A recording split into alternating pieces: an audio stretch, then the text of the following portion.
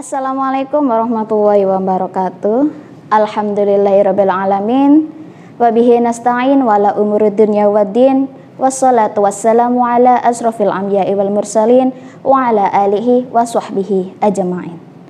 Alhamdulillahirabbil alamin. Puji syukur kita kehadirat Allah Subhanahu wa taala yang telah memberikan kesempatan kepada kita di bulan yang penuh berkah ini, di bulan Ramadan. Kita diberi kesempatan untuk mengikuti Ramadan ini dengan keadaan sehat walafiat. Amin ya robbal alamin. Kedua kalinya salawat serta salam mudah-mudahan tetap tercurahkan kepada Nabi Muhammad SAW yang telah menunjukkan kita dari jalan yang gelap gulita menuju jalan yang terang benderang, yakni ad-dinul Islam, yaitu agama Shiratal Mustaqim. Ketiga kalinya di sini insya Allah kita akan bersama Ustazah Vela. Di sini akan sahabat Mukep akan mendengarkan sedikit tentang kisah seorang pemuda. Di sini Ustazah akan menerangkan tentang birrul walidain. Ya, apa? Sahabat Mukep tahu apa birrul walidain? Ya, benar. Birrul walidain adalah berbakti kepada orang tua. Sebelum Ustazah lanjut ke birrul walidain, ke materi birrul walidain. Di sini Ustazah akan menceritakan tentang kisah seorang pemuda yang hidup di zaman Rasulullah. Hidup di zaman Rasulullah, yakni adalah pemuda yang masya Allah ya, berbakti kepada orang tuanya, apalagi kepada ibunya. Yakni siapa, ada yang tahu? Yaitu Uwais Al-Qarni. Uwais adalah sahabat Nabi, tapi beliau belum bertemu sama Rasulullah. Disebut tabiin, orang yang belum bertemu sama Rasulullah, sahabat Nabi yang belum bertemu Rasulullah. Di sini Uwais itu merupakan seorang anak yang hidup bersama ibunya. Ibunya sedang dalam keadaan lumpuh, tidak bisa berjalan. Dan Uwais setiap harinya merupakan seorang pengembala domba atau pengembala kambing. Setiap hari Uwais bekerja untuk menghidupi dirinya dan ibunya yang ada di rumah. Uwais bekerja setiap hari. Setiap hari Uwais mendapatkan berapa biayanya? 4 dirham. 4 dirham satu harinya. Satu dirhamnya itu berapa jumlahnya? 4.000 rupiah. Ya, 4.000 satu dirhamnya itu 1.000 rupiah. Bayangkan 4 dirham 4.000 rupiah. Untuk menghidupi 2 orang, yaitu Uwais dan ibunya. Bayangkan sahabat Mugab, kalau setiap harinya dikasih sama ayah sama bundanya uang saku berapa? 10.000, ada yang 20.000. Itu untuk sahabat Mukib saja, untuk di sekolah. Bayangkan pada waktu itu Uwais bekerja mengembala kambing untuk kehidupi ibunya dan Uwais ya. Dalam kehidupannya Uwais, sahabat Rasul ini, Uwais itu dipanggil oleh ibunya. Uwais sini nak. Dipanggil oleh ibunya. Pada saat itu ibunya punya keinginan, ingin menunaikan ibadah haji. Terus Uwais berpikir dalam hatinya, mencari nafkah aja susah untuk menghidupi dia dan ibunya, apalagi untuk ibadah haji, pasti butuh uang yang banyak. Soalnya apa? Beli kendaraan pada zaman waktu itu adalah unta. Untuk kehidupan sehari-hari sudah sangat kurang ya, untuk 2 orang, apalagi untuk naik haji ya. Dari keinginan ibunya itu, Uwais punya pikiran yang masya Allah bagi seorang anak. Langsung Uwais mempersiapkan apa? Untuk membeli seekor anak sapi. Kemudian dari pembeliannya seekor sapi itu, anak ekor sapi itu, Uwais membuat apa? membuat kandang di atas bukit. Padahal rumahnya itu di bawah bukit. Nah, terus setelah itu anak sapi itu dibawa ke atas bukit di kandangnya itu. Setiap hari Uwais mengangkat anak sapi itu dari atas bukit sampai turun bukit.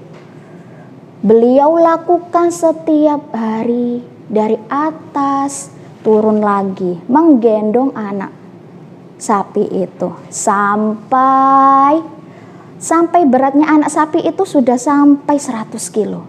Nah, tidak terasa setiap hari beliau melaksanakan itu, menggendong. Dan di situ setiap hari menggendong, Uwais dicaci maki oleh tetangganya. Uwais gila, Uwais gila, Uwais gila. Iya, karena apa setiap hari si Uwais ya menggendong anak sapi, naik bukit, turun bukit. Kenapa? Itu Uwais lakukan untuk apa? Melatih apa? Menggendong ibunya untuk bisa ibadah haji. Masya Allah sekali ya sahabat Mugab, pemuda Uwais ini ya, Masya Allah sekali. Dari cerita itu ya, dari cerita Uwais, Ustazah lanjutkan lagi. Dari tadi ya, mengangkat dari atas bukit, turun bukit sampai beratnya si sapi, anak sapi itu sampai besar, sampai sudah 100 kilo. Uwais langsung menemui ibunya. Ibu, aku punya cara biar kita bisa ibadah haji. Gimana nak? Terus Uwais menyampaikan kalau akan menggendong ibunya ketika akan menunaikan ibadah haji.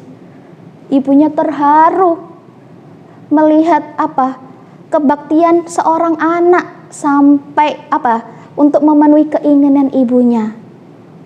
Dari situ mereka berdua menunaikan ibadah haji.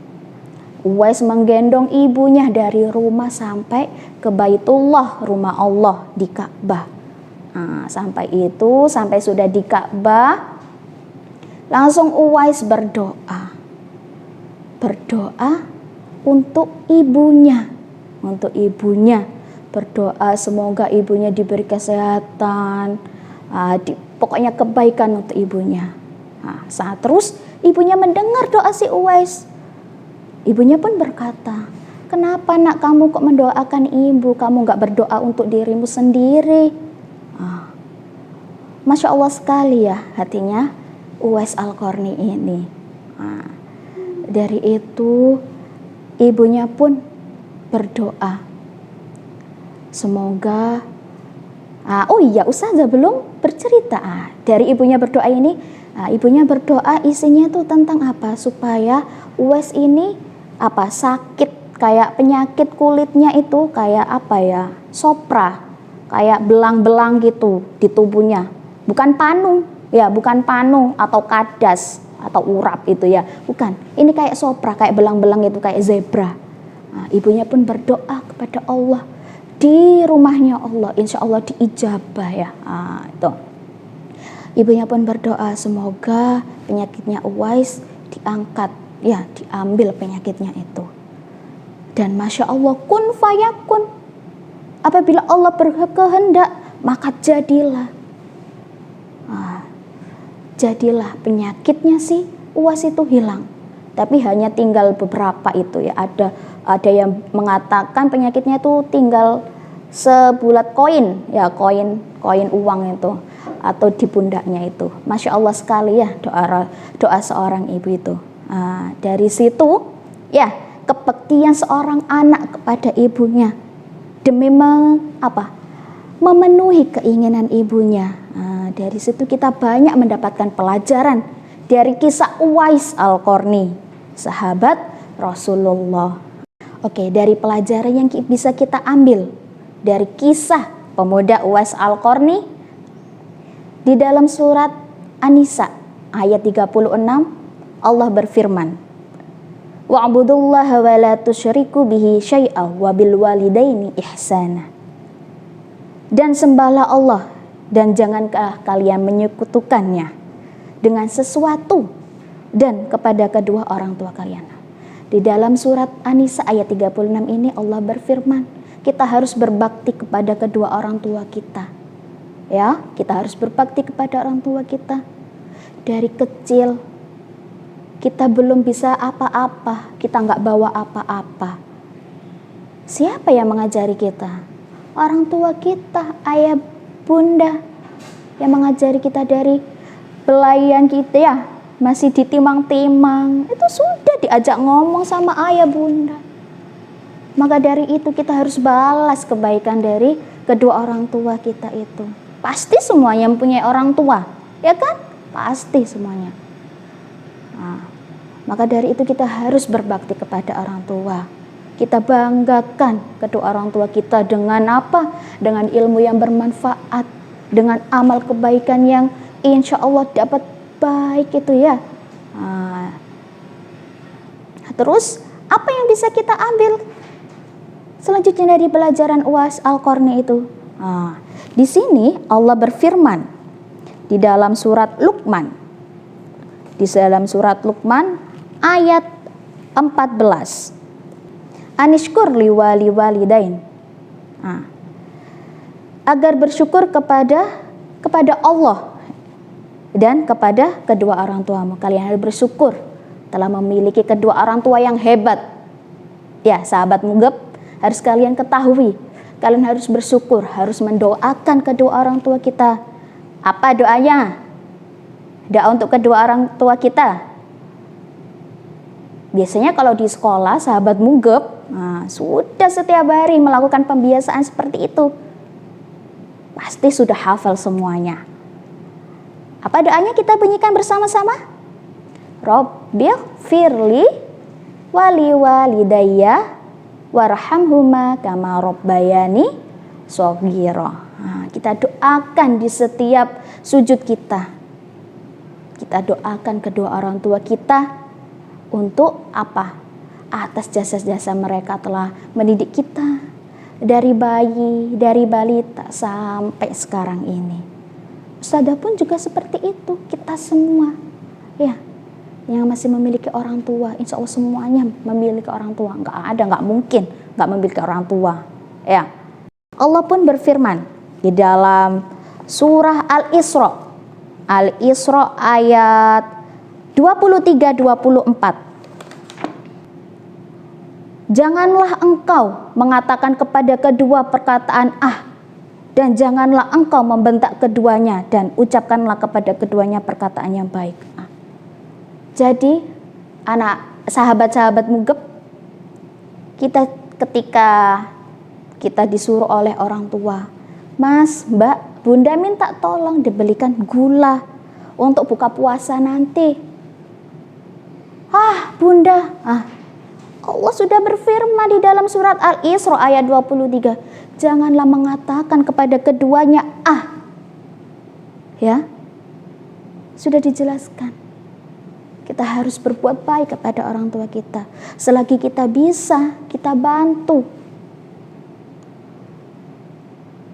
Terus di terjemahan yang lain, dan janganlah engkau membentak keduanya.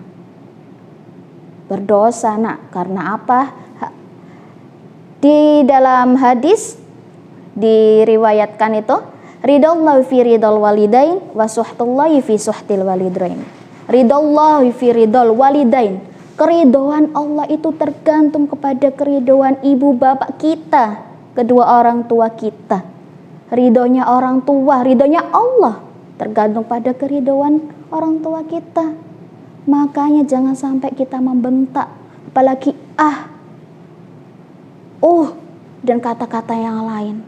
Jangan sampai kita menyakiti hati orang tua kita. Kita harus membahagiakan kedua orang tua kita yang telah berjasa dari kita di lahiran ya, apalagi yang ibu. Ketika kita masih di dalam perut. Itu yang bisa kita ambil dari pelajaran UAS Al-Qarni. Kita harus berbakti kepada orang tua kita. Kita harus, selagi orang tua kita masih ada, kita harus penuhi apa yang bisa kita lakukan. Contohnya saja tadi pemuda Uwais Al-Qarni, ingat ya, Uwais Al-Qarni apa? Memenuhi keinginan ibunya untuk ibadah haji, Masya Allah, sampai rela setiap hari Uwais mengangkat anak sapi dari atas bukit sampai turun bukit setiap harinya. Masya Allah sekali nak ya.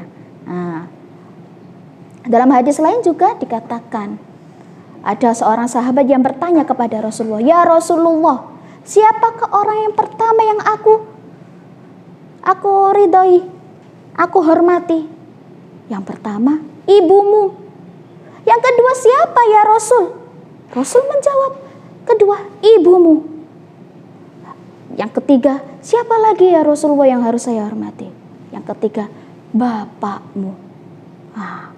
Kita harus berbakti kepada orang tua, ya, karena ibumu dan bapakmu.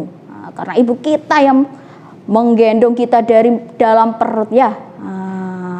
Kita bahagiakan, kita buat mereka bahagia dengan menjadi anak yang soleh dan solehah, anak yang Qur'ani, ya, anak yang Qur'ani. Di dalam bulan yang suci ini, di bulan Ramadan ini, di hari yang kedua ini, perbanyaklah ibadah. Hafalannya di murojaah, diajak seluruh keluarganya murojaah bersama-sama. Kita tadarus Al-Quran, kita akan haus akan ibadah di bulan suci Ramadan ini. Belum tahu ya, kita bisa mengikuti atau mengikuti di bulan Ramadan tahun depan. Wallahu a'lam. Maka dari itu kita masih ada kesempatan, kita gunakan kesempatan ini dengan berbaik, perbuatan baik, dengan kebaikan yang ada. Mungkin hanya ini yang bisa Ustazah sampaikan, kurang lebihnya Ustazah mohon maaf. Nun wal qalami wa mayasturun. Tsumma salam. Wassalamualaikum warahmatullahi wabarakatuh.